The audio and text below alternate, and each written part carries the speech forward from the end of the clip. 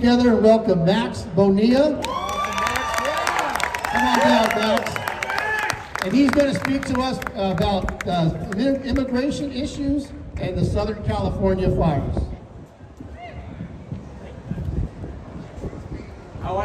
First of all, I want to thank the organizers of this rally. Can we give them another round of applause?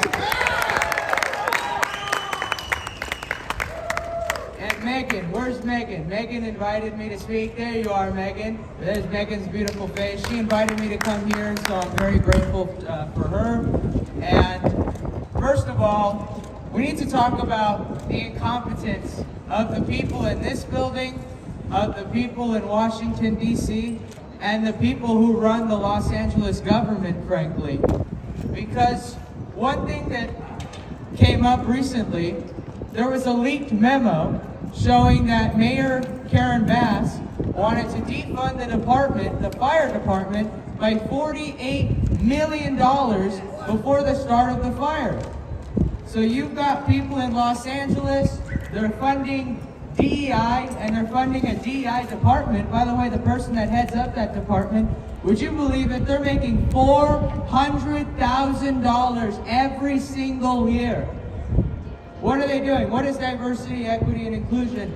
It puts someone's characteristics over their competence. Yep. Characteristics that they cannot change. Maybe that's their sexuality, maybe that's their skin color, but we should not be doing that. You look at the fires and they are ravaging this state. And we were not prepared. It required a simple water solution.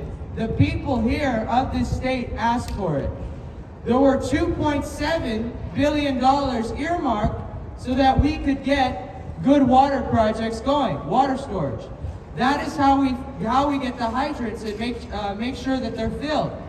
You know, you don't just go in and fill a hydrant.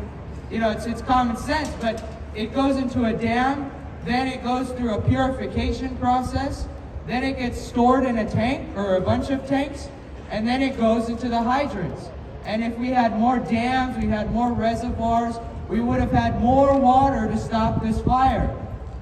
They said they ran out of water at 3 a.m. Would you believe it? We're in a first world country, and in the first day of fighting fires, they ran out of water. What do we have to say to these leaders in this building? They let this happen.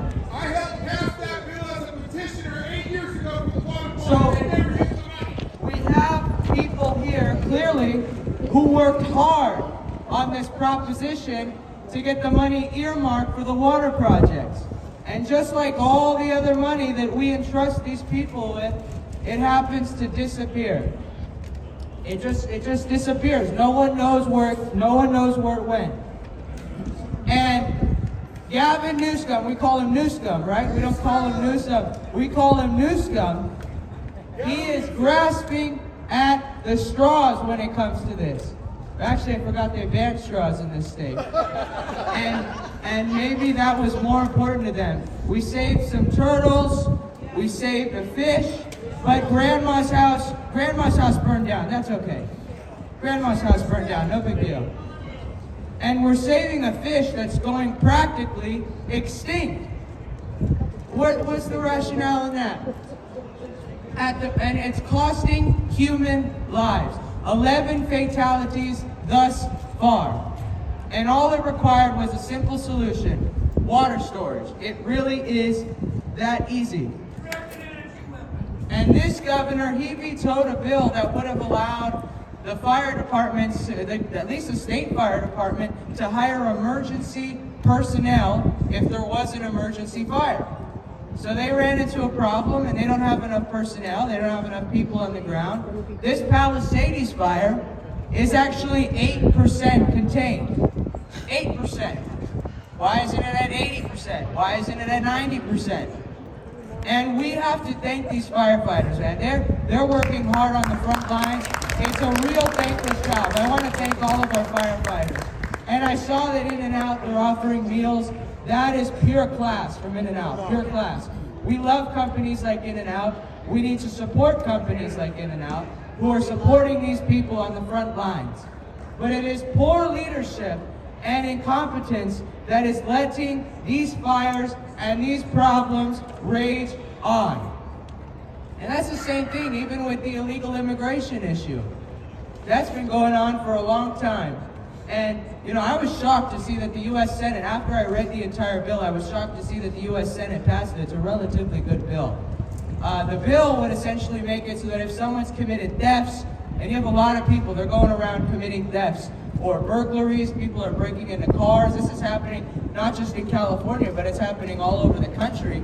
But a lot of it are these illegal immigrants that are coming over. Some of these people are crime prone, and it's a problem.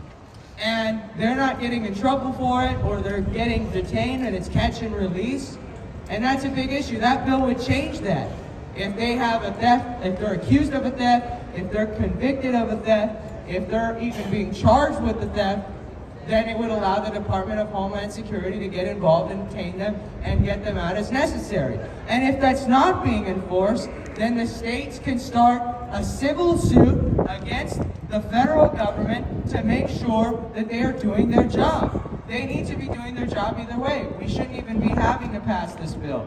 But I'm willing to bet you that President Joe Biden, who's been incompetent throughout all these issues, is also going to veto this. It's on his desk. He can sign it.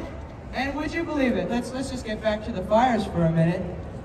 The Santa Ynez Reservoir, which is the reservoir that was giving water to a lot of these fire hydrants, it had no water in it. It was completely dry. Which, I mean, these people, they want to drain the water, they want to throw all the water into the ocean just to save a fish.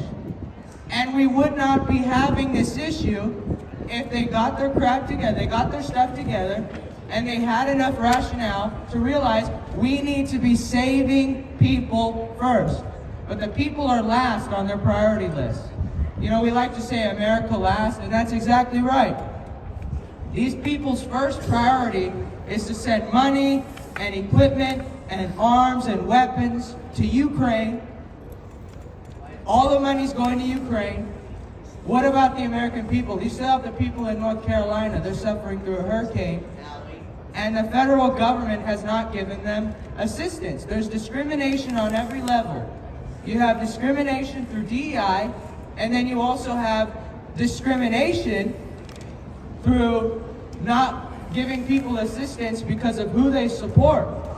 That was going on. They were skipping over people's houses because they were MAGA. You can't discriminate. You can't discriminate against someone for being a conservative or being a liberal or being a libertarian or being right down the middle.